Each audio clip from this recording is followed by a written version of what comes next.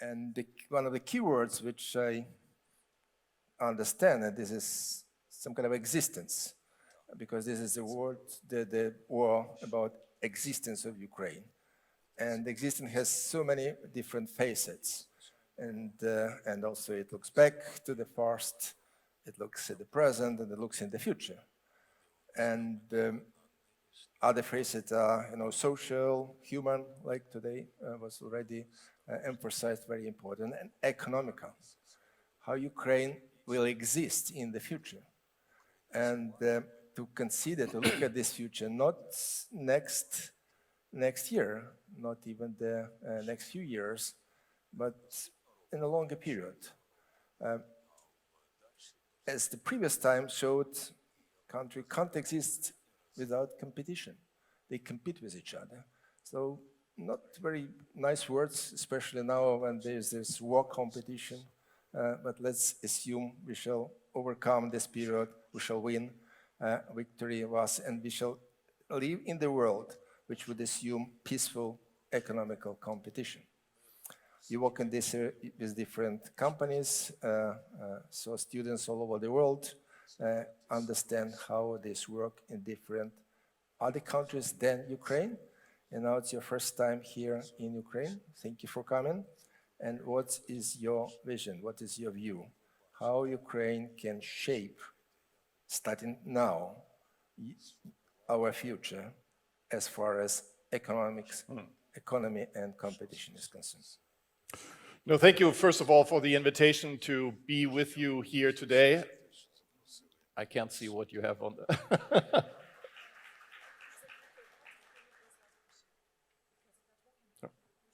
Okay, good. So thank you for the invitation to be with you here today. Slava, exactly as you said, it might sound almost frivolous to talk about the future that's far ahead when there's so much crisis, there's a war, there's the need to overcome the existential threats to Ukraine as a country. But I think what I want to talk about a little bit is that it's actually necessary to have that discussion already today. Ukraine has to win the war. To win the war, you have to succeed on the battlefield. But Ukraine also will have to win the peace.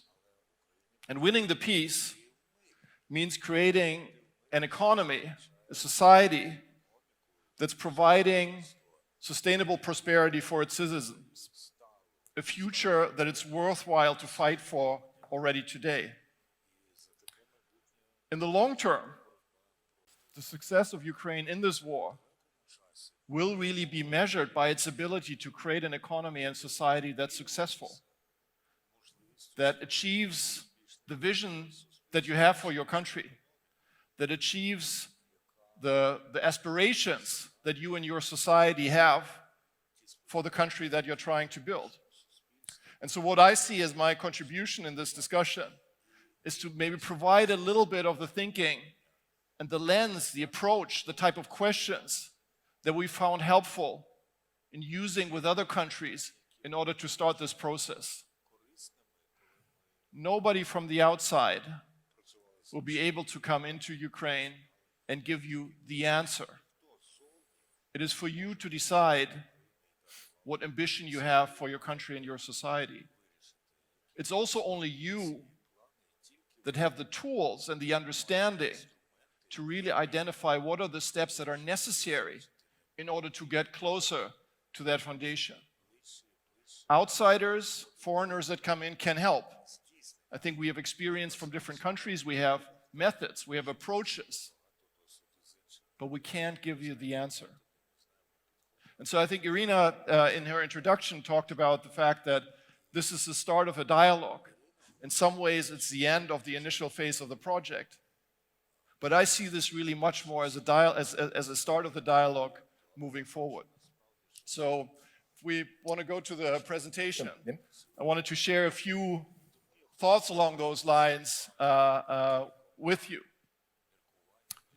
So where are we today? We have to look at the future and the opportunities of the future under the context of where we are today, where we are now. We have to have that bridge towards the future. Right now, Ukraine is not only facing military challenges or the military situation in the war, but of course also very difficult economic conditions. It's about the financing of the state government.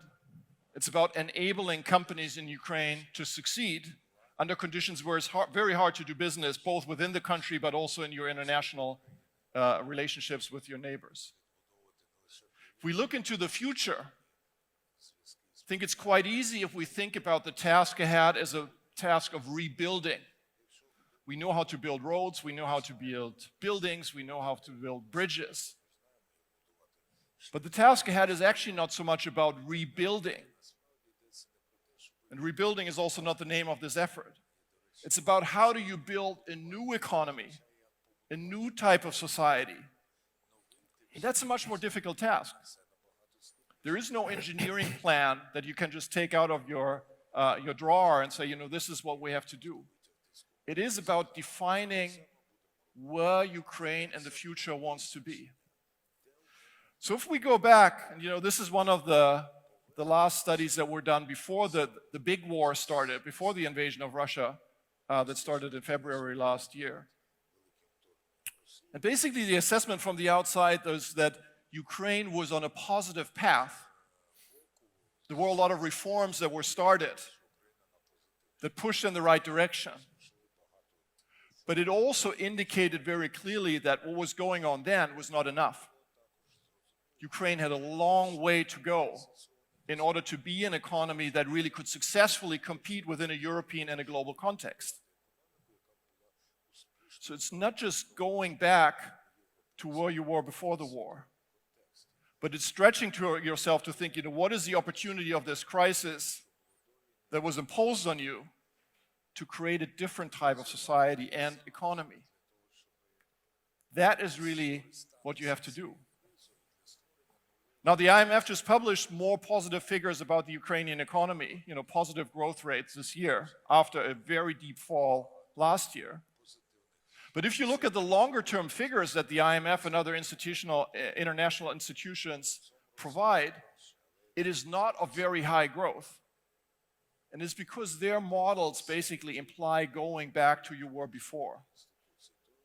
That, I'm sure, is not satisfying the ambitions of the Ukrainian society and where you want to go. So what are the plans then to build a more competitive Ukraine? I think there are a number of plans around. One was published last year in the context of the big Geneva conference in terms of providing funding to Ukraine. And there's a lot of stuff that if I read it, you know, I think sounds exactly right. But I wanted to give a bit of a context of why I think that this plan is not enough. And that you fundamentally need to rethink a little bit on what are the priorities that you want to set yourself as a country. And how do you want to enable yourself to actually execute on that plan? So we'll talk here about competitiveness. What does it really mean? This is one of these terms that are used in economics by very different people in different ways. And as with any definition and use of the term is neither inherently right or wrong. It depends on your purpose. Our purpose is to try to understand the fundamental drivers of what makes countries prosperous in the long term. And what we've seen in economics research is that is deeply connected to the notion of productivity and innovation. So when we talk about a competitive country, it's about a country that provides opportunities for companies to be productive and innovative, provide increasingly higher levels of value that then create profits, create higher wages, enable a higher standard of living. It's not just your ability to sell to foreign markets, which you can always do by devaluing or reducing your wages. It ultimately is about creating prosperity based on productivity. Now, what have we learned over the last 20, 30 years of working with countries? What does it take to create a competitive economy? Usually from an economist, you get a lot of equations, you get econometric analysis, I here just want to use some words, some of the more qualitative learnings of the work that we've done with different countries. So first of all, creating a competitive economy is more like laying a puzzle with 1,000 pieces than it is about finding that silver bullet. People always like to kind of look for that one solution from a foreign expert that nobody in their country has ever thought about. That's actually not how successful economic development works. It's about the many small steps that you will have to take over the coming years after the war is ended in order to kind of create that type of new competitive alignment. Intellectually, I think this is very important to have in your head. It's not the one big decision that matters. It's the coherence of many decisions that you collectively in government and business will have to take that will be important. Second step is economists always treat economic development as if there is a sort of a white piece of paper. It never is. You have to think about economic development more like a river. And what you can do is change the course of this river over time. So it's not just about setting that high ambition, but it's about how do we define that pathway from where we are today to where we want to go tomorrow. So understanding yourself, your capabilities, your unique circumstances and your role, that is exactly what is required to have an effective strategy. So the last point then is about how do you design that. There are global fundamental truths about how economies work. I think there are learnings about how you design these type of strategies. But that is more the language, the lens that you can apply that then has to be filled with the context of your own economy, your companies, your capabilities, your competitive advantages, and your locations. That's what I'm saying. The answer will not come from the outside, but you can use the process, the tools, the insights from other countries to succeed. Now, I would say these were lessons that I learned through the first 10 years of working with national competitiveness. In the second 10 years of working with competitiveness, I've learned that, being really good on the analytics of figuring out what needs to be done is only the first step. Because in most cases, countries actually know at least 80% of that already. Their trouble is that they are failing to move from the plan to action. So it's about the how do you actually do that? How do you create the capability in building that more competitive economy? Lesson one, and that goes back to the list that I showed for the Ukrainian plan. It is true that ultimately everything has to change in every economy as you progress. Your infrastructure, your skills, your rules and regulations, the way that your companies compete, maybe also the sectors in which you operate. But it is about figuring out the sequence of steps that you need to do. We have as societies, governments, have inherent capacity limitations on how much change and reform you can implement at a certain point of time. So thinking that through and knowing which foot to set forward first is absolutely crucial. That's hard because it requires choices. But those are exactly the type of choices that you need to make. The second point, we as economists are trained to always look at deviations from equilibrium. So we calculate our models and we see where the equilibrium growth path is.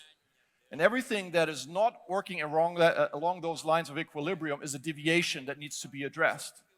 So we are sort of hardwired to think about weaknesses. We like to benchmark and say, this is where we are behind. To succeed as a company and to succeed as a country, that is not enough. What you really need to think about is what are the unique strengths and qualities and advantages that you as a location are providing to your businesses and to businesses from the outside that might want to consider Ukraine as a place to operate. The final point is, we already heard the term transformation. This is about a change process that will involve everyone. Yes, government is really critical, and so I think we as government need to formulate a plan that works. But it's also about how firms are taking their decisions, how educational and research institutions are taking the decisions. And this is not going to happen by fiat. What you need is a broader consensus in society about this is the direction we want to go. You don't have to agree on everything, but you have to agree on a fundamental notion of what's the vision for how this country is going to compete in the future. Now, what I've tried to do is to kind of compress our work into sort of 5 specific issues that I think are particularly important for Ukraine as it embarks on this pathway of defining a strategy and positioning for itself to the future. 2 are more inward-oriented, and the 3 next ones are a little bit more about your relationship with others, which I think will be a critical part of your development story. So first of all, and I talked a little bit about that already, is you need not just an action plan. You need a clear strategy that sets priorities. That is not obvious from the plans that exist so far. And so the danger is that these very detailed action plans will not be executed because there is no implementation mechanism and because they have constantly to be adjusted based on changes also in the global economic environment. So rather than 500 very specific actions, I think you need to be clear on the overall direction. This is what the strategy should do. It should be decision principles that allows you to understand where do we need to really win. If we screw this up, we're really lost. Versus, well, this we should do, but if it doesn't happen, it'll maybe set us back 2 or 3 years. But we can do it later if that's required. That sounds much harder than it is in practice. This is a process where many countries inevitably fail. Second is the institutional side. And there's a lot of talk about corruption, and obviously I think addressing corruption is a key priority for Ukraine. But institutions are much more. Successful countries that have been able to drive economic growth that is sustainable over time have created an architecture that enabled them to pursue their activities over many years to come. They've been able to link strategic ambition with action plans, with implementation. They've been able to create a structure that in the face of new shocks that inevitably will come in the global economy, that could adjust action plans without losing sight of the fundamental goal that you have in your eyes. I didn't see that much in the action plan so far about what these type of institutional arrangements should be. I'll talk about some examples from other countries a little bit later on, but you have to stop the divide between strategy as a plan and strategy as implementation. Now let's go to your relationship with others. Ukraine is currently receiving a lot of support, as you should get, both on the military side, but also on financing your government deficit that is inevitably in this type of in this situation of war. There's a lot of willingness, I think, in the West, at least in the country where I live, in the country where I was born, Germany and Sweden, to continue to provide that support. But if we look at the experience of countries that have received a lot of foreign aid in these type of processes, the picture is actually not very positive. Because a lot of times, foreign donors will try to help you by doing what they think is right. What you need to do is to figure out how foreign donors can be most helpful to you. So you need to know what to ask for, which is both financial resources but also technical assistance. You can only know what to ask for if you have a strategy in mind. Then you can divide and say, what can we do ourselves? Where can others go in? In most situations, this doesn't exist. If you look at where the World Bank and other institutions, also the European Union, are active, they are trying to figure out what might be the best for your country. But you're the experts on what Ukraine needs. So clarifying that, I think, is absolutely critical. Second point is EU accession. This is a long-term process. This is not going to happen very quickly, even after the war ended. But it provides a key asset for you in the future. You'll have access to the largest consumer market in the world. You already now have through the free trade agreement. You have immediately the security of a very tested, not always the best, but a very tested and known regulatory framework around you. But the lesson from the Eastern accession is that being part of the EU, becoming part of the EU, is not a strategy. It's table stakes. It's a big step forward. But to really be successful, you have to develop your own strategy on how you're going to compete. Nobody in Brussels is going to do that for you. That's not the way the EU is designed.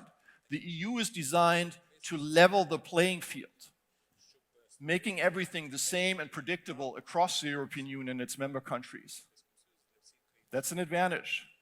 But to succeed in that market, you actually need to understand where you want to be different, where you want to offer something that other parts of the Union are not offering. Finally, and that is a touchy subject, but I think what you've already seen in the discussions, even with Poland, a country that has supported Ukraine strongly over the last few years, is you're going to be part of a club of members with their individual interests. The help that you're receiving right now is partly because of a moral obligation that many other countries feel. But you will be part of a club where there's a lot of self-interest. So if you look at what Ukraine's membership for the EU will mean, it will mean a rapid, massive reallocation of financial resources. For that to happen and for that to be successful, you have to understand the impact and the interests of your partners. What will be most successful is a membership of the Ukraine to the EU that also provides opportunities to others. That, I believe, is easier if you have a strategy that shows how you're different, how you're complementary, and not just a competitor and rival that is lower cost than other parts of the Union. This is hard, and it will not be the priority in the first year, but it will become more important over time. So let's talk about what I mean when I use this term strategy. Usually if governments use the term strategy, it says it's something about importance, and it's a long list of actions. So most strategies that I've looked at in countries are exactly about where are we, where do we want to go, and what do we have to do. In our use of the terminology, strategy includes those ambitions, but it's then very critically about your positioning as an economy in the global marketplace. Based on that positioning, the value that you're offering, it deducts action priorities. And then it includes an institutional structure to go about it. So just quickly, some of thoughts on this process. If you think about objectives, I think one of the big shifts that we've seen over the last year is that it's not just about overall GDP, but societies expect more. Sustainability, shared prosperity, resilience, social progress. So be clear about what type of society you want. Economics is a means to an end. That end is the type of society that you want to create. Positioning. So if you look at successful economies, there's often actually quite clear core to what makes them attractive to others. And this core is quite unique. It's about specific skills. It's about specific needs and markets that they serve.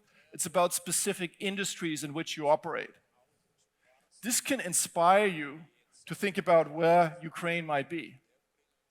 And here are some of the starting points, none of them particularly innovative or exciting. But it forces you to think about what's unique about yourself and what you are good at, what value you can provide, rather than about what's broken, what needs to be fixed, what's a weakness. Those things we also have to take care of. But this will ultimately determine on where you go overall. There's some experience from other countries on implementation structures. I will not talk about that anymore. But I want to end with a few thoughts for the business leaders in the room. Because this is an agenda that you might think is largely in government. So what is it that business leaders should take home? 5 points. First of all, of course, it is most important that you have successful, profitable businesses. So kind of focusing on that is not less important than it is before. Second, understand clearly the impact that you are having on your community, the jobs that you're creating, the choices that you're making by investing in human capital, your relationships with others. Third, your long-term success as a company actually depends not just in your investments inside the company, but in the ecosystem and the business environment around you. Fourth, that means you have to think about your relationship with government. Ukrainian government will only make the right choices if they happen in a dialogue and informed by what business leaders do. But that also means that this dialogue has to focus on creating a more productive business environment, not simply more profitability for yourself, access to specific rights or benefits. And fifth, Ukraine will be in a situation where government will make mistakes. There will be opportunities to exploit these mistakes. Be careful about exploiting those openness. They might create short-term ways to make profit, but they will erode your opportunities to operate in a Ukraine that indeed is competitive and successful in the future. Let me end here. Slava. Well, thank you very much, Christian.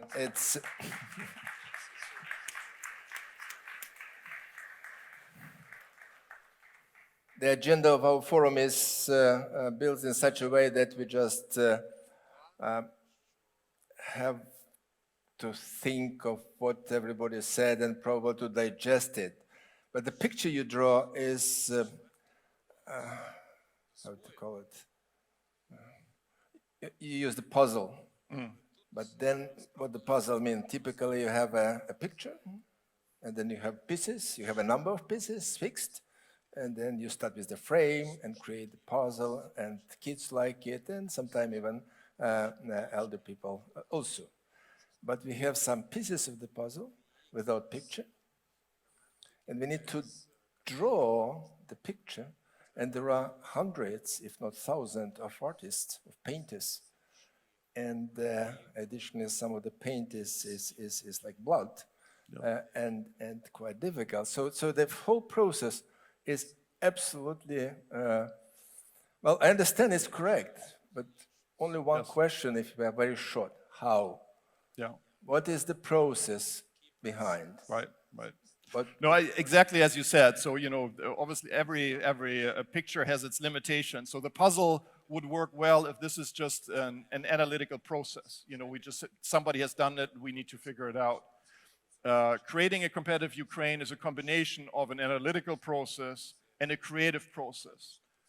The analytical process is to really look at the economy, look at your companies, look at your workforce, look at the assets and capabilities that you have, look at the global economy. What are the opportunities that are emerging? What are needs that are not being served that well? But then there is a creative process, and that's really about choices. Based on that information, where do we see opportunities? Where do we want to go? What is in line with our culture, with our ambitions? And that is not just an algorithm. That's not something that somebody can calculate. That is a collective process that hopefully we can start here also with the help of this project. Thank you very much. Look, there is a hard process ahead. And I'm afraid that, ChatGPT 4, 5, 6, and 7 will not help us a lot. We would need to make hard choices, and that's our destiny. That's our way to the future. Thank you very much, Christian. Thank you. Thank you.